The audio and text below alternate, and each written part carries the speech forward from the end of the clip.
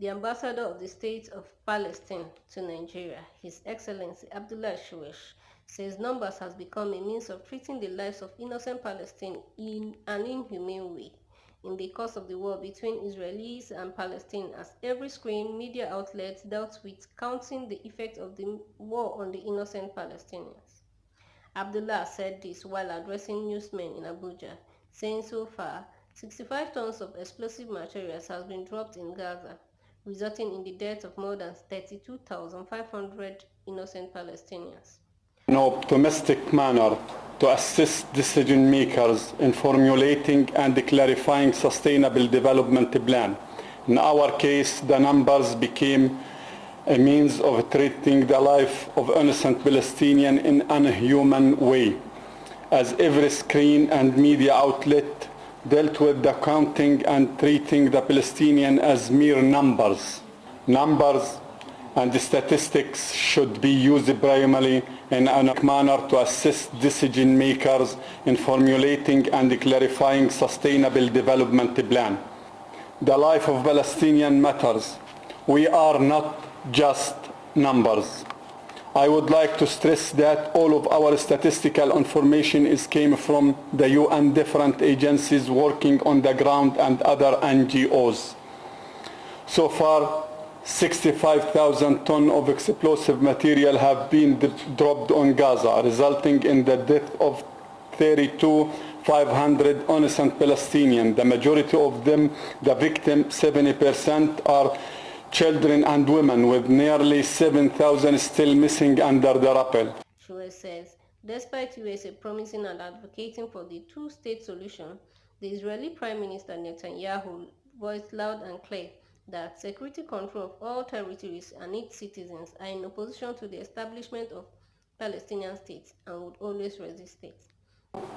Continue to theorize and verbally call for the two-state solution despite Israeli clear and declared position rejecting it. This is the appropriate time to recognize the state of Palestine by those countries that have not yet recognized it, and it must be also allowed to become a full member of the United Nations. This is the only way to reserve this widely agreed upon solution, and is the practical reaction to the Israeli intrusions and arrogance. Otherwise, it is just paying lip services to the Palestinians and giving them the pacifiers. At least 16 cemeteries in Gaza have been destroyed by Israeli forces.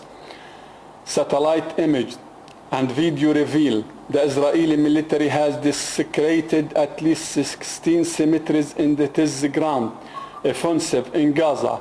A CNN investigation has found living gravestones, rained, soil upturned, and in some cases, bodies unearthed. The ambassador, however, said this is the appropriate time to recognize the state of Palestine by those countries that have not yet recognized it and must be fully allowed to be a member of the United Nations. He further stated that the international communities should take some measures to counter the Israeli policies.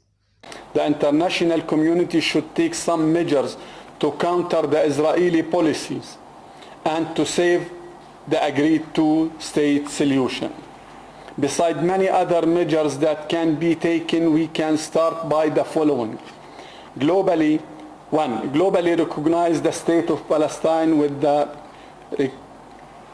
recantation of 1967 border with East Jerusalem as its capital, especially by the EU members and the USA. Allowing Palestinians to be the state number 194 in the United Nations instead of its current situation as an observer state. For this to happen, the United States would need not to veto the resolution in the UN Security Council. Globally recognize the Palestinian right to self-determination even if Israel has not accepted the recognition. The vast majority of the UN member states is recognizing this right, except United States of America, Israel, and some other few countries voted against or abstains the yearly adopted resolution called the right of Palestinian people to self-determination, supporting the South Africa case against Israel in the International Court of Justice, and there are many ways to do so.